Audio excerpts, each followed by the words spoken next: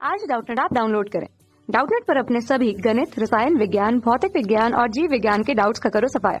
बस प्रश्न की फोटो खींचो, एक ही प्रश्न को क्रॉप करो और तुरंत वीडियो सोल्यूशन पाओ। अभी डाउनलोड करें। नमस्कार दोस्तों, स्वागत करता हूं आप सभी का। आपका प्रश्न है, एक निश्चित ताप एवं कुल दाब 10⁵ पास्कल पर आयोडीन वाष्प में आयतनानुसार 40% आयोडीन परमाणु होते हैं। ठीक है ना। तो I2 और जो कि एक उत्क्रमणीय अभिक्रिया के फलस्वरूप 2I गैस बनाता है, तो साम्य के लिए Kp की गणना कीजिए। ठीक है ना। तो आइए हम इस प्रश्न को हल करते हैं। ठीक, तथा अपने प्रश्न के उत्तर को निकालते हैं। तो जैसे कि हमसे कह रहा है कि कुल दाब हमें दिया है, ठीक है ना, वह दिया है 10⁵ पास्कल। कुल दाब बराबर 10⁵ पास्कल है। ठीक है। अर्थात इसका मतलब क्या है कि यदि हमारा कोई भी एक पात्र है तो उसमें जो हमारा तत्व जो भी हमें अभिकारक का उत्पाद है, उन दोनों के द्वारा जो पात्र की सतह पर दीवारों पर जो लगाया गया दाब है वो कुल कितना है, 10⁵ पास्कल। ठीक है ना। और हमसे इस प्रश्न में आगे क्या कह रहा है कि जो ये आयोडीन वाष्प होती है, इसमें आयतनानुसार 40% आयोडीन परमाणु होते हैं। ठीक है ना। तो मान लेते हैं कि जो हमारा जो आयतन है वह कितना है, 100% का है। ठीक, तो इसमें क्या कह रहा है, 40% आयोडीन के परमाणु होते हैं।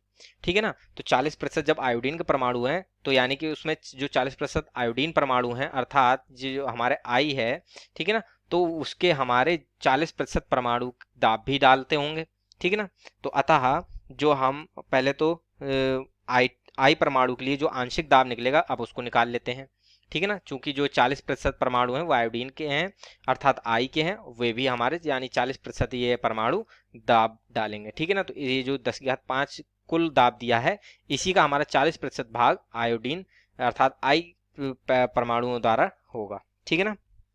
तो लिख लेते हैं इसको हम, आई परमाणु, ठीक है ना, अर्थात आयोडीन परमाणु के लिए आंशिक दाब, के लिए आंशिक दाब। ठीक है ना। ये हम निकाल लेते हैं। तो इसके लिए जो हमारा आंशिक दाब है वह कितना होगा, वह होगा हमारा 40/100 गुणा 10⁵5। ठीक है ना। चूंकि यह हमें यहाँ पर दिया था 40% आयोडीन परमाणु होते हैं। ठीक है। अर्थात ये जो कुल दाब हमें दिया है 10⁵5 बार का, उसका हमारा 40% मान जो होगा वह आई परमाणु अर्थात आयोडीन परमाणु का आंशिक दाब लगाएगा। ठीक है। तो अतः जब हम इसको हल करते हैं तो इसका मान हमारा आ जाता है 4 गुणा, ठीक है, 10⁵4 पास्कल। ठीक है ना। इस प्रकार से ये हमारा Pi अर्थात आयोडीन का आंशिक दाब आ जाता है। ठीक है ना। तथा जो इस अभिक्रिया में हमारा जो अभिकारक के रूप में प्रयुक्त हुआ है वह क्या है, I2। ठीक है ना। तो अब ये I2 भी हमारा इसमें दाब रखती होगी। ठीक है।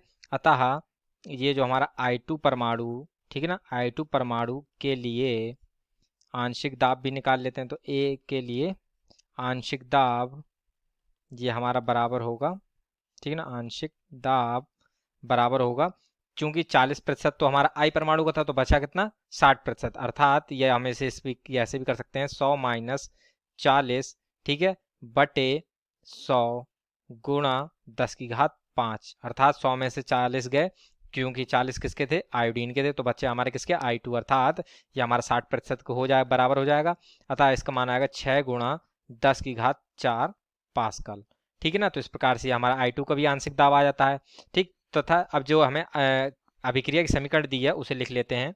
ठीक है ना। तो अभिक्रिया की समीकरण है जो वह इस प्रकार से है कि I2, ठीक है ना, कि जब हमने गैस में है जो, तो जब हम इसकी अभिक्रिया कराते हैं तो इसके उत्क्रमणीय अभिक्रिया के फलस्वरूप ये आयोडीन में परिवर्तित हो जाता है और 2I में परिवर्तित होता है। ठीक है। तो ये जो हमारा I2 है ये हमारा अभिकारक होता है। ठीक, तथा जो हमारा आई है ये उत्पाद के रूप में प्राप्त होता है। ठीक, तो जैसा कि अब हमसे प्रश्न पूछ रहा था कि केपी की गणना कीजिए। ठीक है ना। तो केपी की गणना करने के लिए, तो जो केपी की गणना होती है वो ये कहता है कि जो केपी बराबर होता है हमारा उत्पाद के आंशिक दाब के बटे अभिकारकों के आंशिक दाब के अनुपात के बराबर होता है।